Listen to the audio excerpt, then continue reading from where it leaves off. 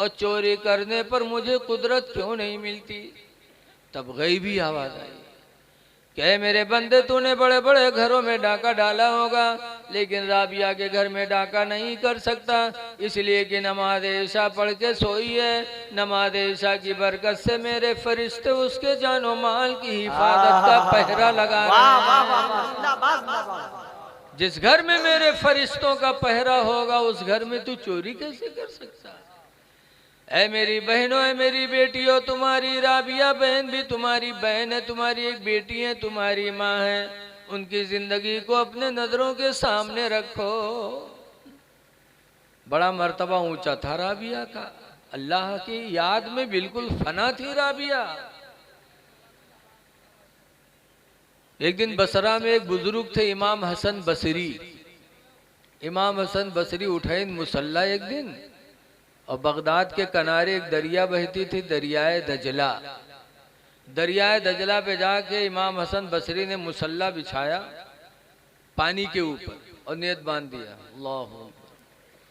अब बगदाद की जनता फाट पड़ी, हाय अल्लाह, इतने बड़े बुजुर्ग कि पानी के ऊपर मुसल्ला बिछाए नमाज पढ़ रहे हैं और मुसल्ला पानी पे रुका हुआ है।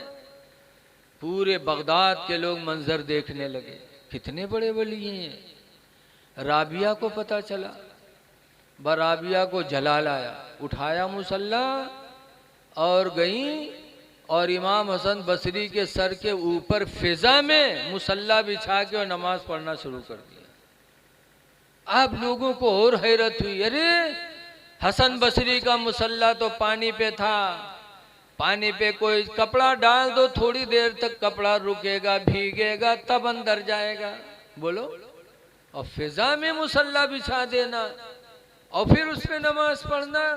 लोगों ने कहा, रे राबिया का मर्तबा तो हसन बसरी से भी बुलंद है।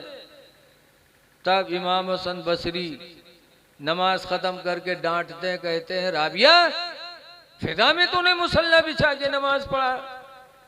तो राबिया ने कहा, हसन तुम्हारे घमंड को तोड़ने के लिए, तुम्हारे घमंड को तोड़ने के लिए कि नमाज पढ़ना था तो मस्जिद में पढ़ते, नमाज पढ़ना था तो घर में पढ़ते, ये दरिया के ऊपर बिछाकर नमाज पढ़ने का मकसद क्या है? अपनी विलायत का ढोंग मचाना है। तो मैंने तुम्हारे घमंड को तोड़ने के लिए फिजा में मुसल्ला बिछाया कि पानी पर मुसल्ला बिछा के खड़ा होना तो फिर कहा जा सकता है, लेकिन फिजा में मुसल्ला बिछाकर खड़ा होना कभी तसव्वुर नहीं किया जा सकता, सिर्फ तुम्हारे घमंड को तोड़ने के लिए। तो है मेरी माँ बहनों, तुम्हारी बहन ऐसे इसी दुनिया में आई है जी, इसलिए अल्लाह उसके रसूल को राजी करने की कोशिश करो। हमारी माँ बहनों की इस्लाह की बहुत ज़रूरत है। अभी कैसरगंज के पास एक गांव है सराय कादी, वहाँ गया था तकरीर करने, तो एक कासिम खान आए, कहीं मौलाना साहब मेहरवन का समझा देना, हम फांसी लगाए ले। तो हम कहें का भवा हो? तो कहें अरे मौलाना साहब दिन भर गन्ना काटो, गन्ना छीलो और शाम के थके मांदे आओ तो उल्टे चार लठी सुनावत है, तुम ही नहीं की हो, तुम नहीं की हो। ऐ मेरी माँ बहनों, शौहरों को खुश करना खुदा को खुश करना है। शौहरों को राजी कर लो। हदीस पाक में अय्युमा इमरात इन मातत, जो औरत मर गई व ज़ौजुहा नहा राजिन, और उसका शौहर उससे राजी रहा, फदखलतिल जन्ना, तो औरत जन्नत में दाखिल होगी। आप लोग बहुत थक चुके हो, थक चुके हो आप लोग बैठे बैठे, थोड़ी देर और बर्दाश्त कर लो, वरना हमारे अजीज़म हजरत हाफिज मौलाना सलमान रजा साहब ने बुलाया भैया शहाबुद्दीन के कहने पर। बड़े खुश नसीब हैं शहाबुद्दीन, जिन्होंने अपने बच्चे की पैदाइश के मौके पर इतना शानदार जलसा, अपने बच्चे के अकीका के मौके पर इतना शानदार जलसा तने तनहा कराया। लेकिन इतना बढ़िया जलसा कौन बिटियों के पैदा हुए कोनो कराई दे तो उसको पहलवान माना जाएगा। इसलिए कि लड़का पैदा होते हैं तब तो बड़ी खुशी, लड्डू दगत है, लड्डू बांटत है, गोला दगत है। और बिटिया पैदा हुई तो ये मेरे मुंह लटकाए के चली है कि अगर कोनो मोहल्ला में पूछ ले का हो तुम्हारे कुछ आवे वाला रहा का आवा, बिटिया के नामों न लिया। बच्चियों को इतना गिरा तस्वुर करते हैं, लेकिन ऐ लोगों, कुरान ने कहीं नहीं बताया तुम्हारी बच्चियां दुश्मन हैं, लेकिन कुरान ने जरूर बताया औलादिकुम तुम्हारे लड़के दुश्मन हैं। इसलिए कि बच्चियां माँ बाप की बड़ी खैर ख्वाह होती है। नबी करीम सल्लल्लाहु अलैहि वसल्लम की बेटी फातिमा जहरा, बड़ी गरीबी थी उनके घर में। एक मौके पर ऐसी गरीबी आई कि हजरत फातिमा के घर में कोई खाने का सामान नहीं। एक हफ्ता तक फाका हुआ, 3 दिन घर में हजरत फातिमा के चूल्हा नहीं जला।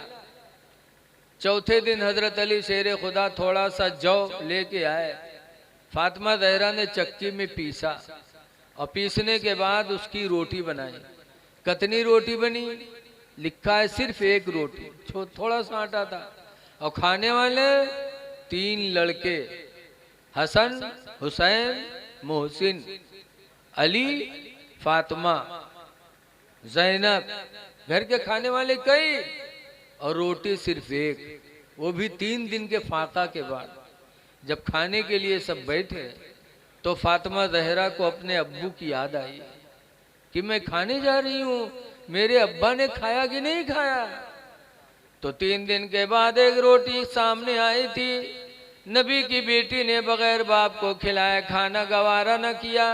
रवायतों में कि उसी में का एक टुकड़ा हजरत फातिमा जहरा ने लिया और लेने के बाद हुजूर के पास गई, हुजूर को टुकड़ा पेश किया।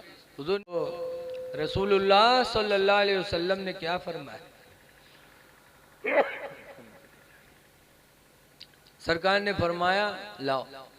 एक नवाला उसमें से सरकार ने लिया और मुंह में रखा और फरमाया बेटी 1 हफ्ता के बाद ये पहला लुकमा है जो तुम्हारे बाप के मुंह में जा रहा है।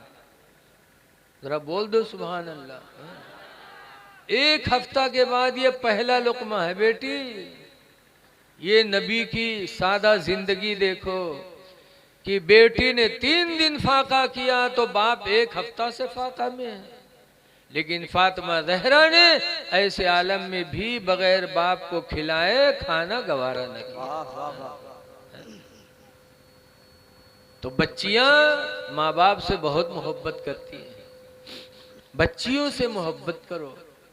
इसीलिए हुजूर फरमाते हैं कि जब बाहर से तुम सेब संतरा लेके घरे आओ, मिठाई लेके आओ, कोई भी खाने की चीज लेके आओ, तो सबसे पहले किसको दो?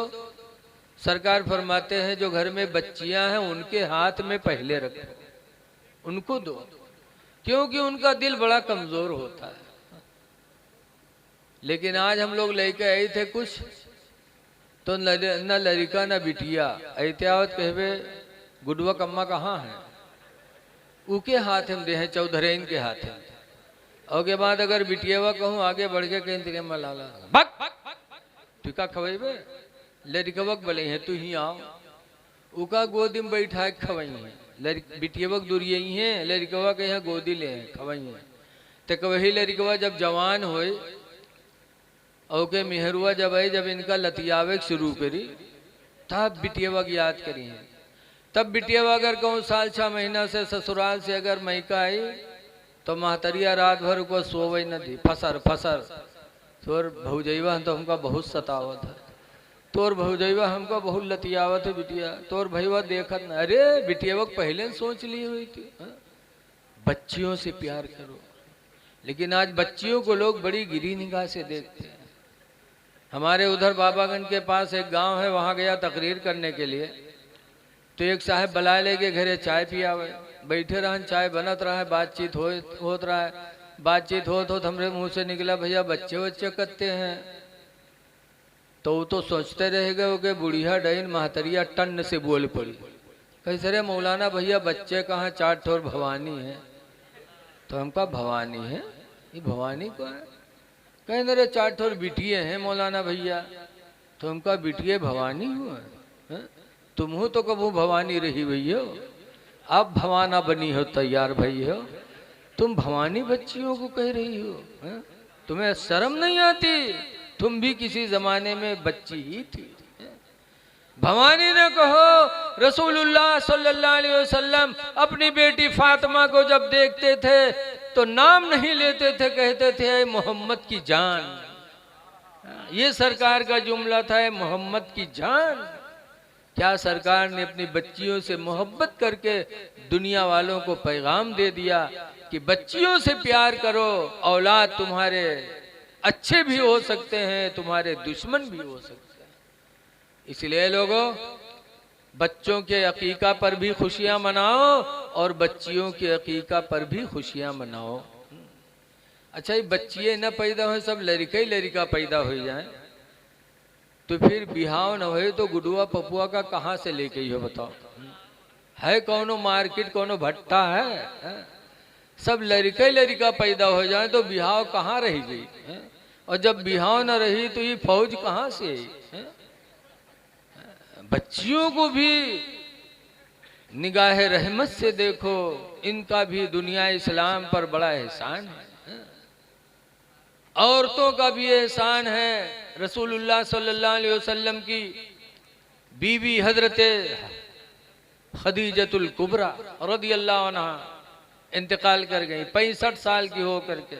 सरकार के साथ 25 साल का जिंदगी गुजारा, 25 साल की जिंदगी गुजारी। हुजूर के निकाह में 11 बीवियां थीं। 10 बीवियों से कोई लड़के बच्चे, न बिटिया न लड़का, कुछ नहीं।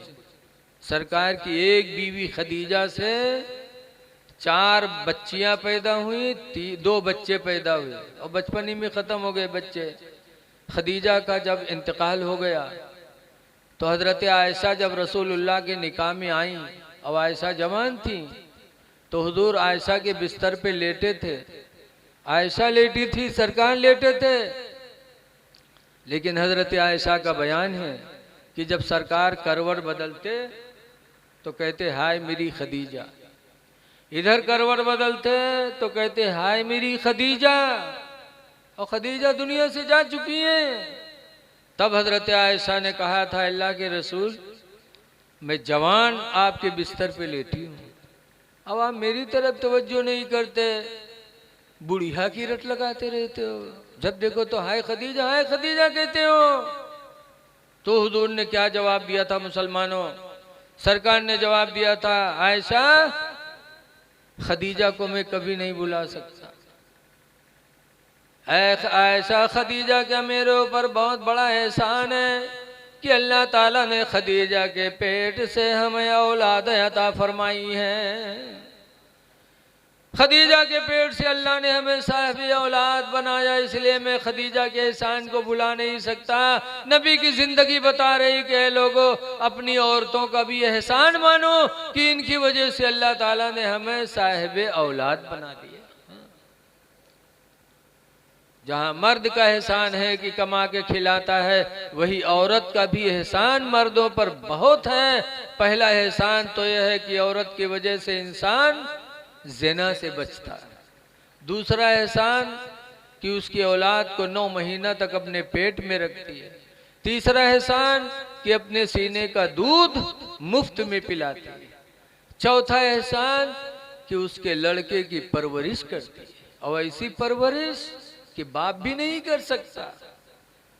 बप्पा तो चले जाइए सवेरे काम करे, शाम के जब आई हैं तो लड़कवा का बड़ी मोहब्बत से ले तक हुलुलुलु करी हैं, और के बाद जहाँ लड़कवा के बुल्लू से नाक निकरी, बके उठाओ रही का, पकड़ी का, लेके जाई का, ले उठ। लेकिन वही माँ फिर बच्चे को लेती है और अपने दुपट्टे से उसकी नाक को साफ करती है। इसलिए माँ के एहसान औलाद पर बहुत होते हैं। इसलिए लोगों, माँ बाप की कद्र करो, आने वाले रमज़ान की कद्र करो, और अपने बच्चों को दीन से जोड़ो। इनकी शादी ब्याह में कम खर्च करो, अकीका में कम खर्च करो, और यही दौलत बचा के बच्चों के तालीम पर खर्च करो। इल्म दो, इल्म, इल्म के बगैर तुम्हारा बच्चा अंधेरे में रहेगा।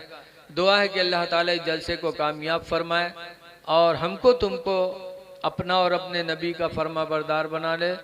इन्हीं चंद बातों के साथ मैं अपनी तकरीर ख़त्म कर रहा हूँ। अस्सलामु अलैकुम व रहमतुल्लाहि व बरकातुहू।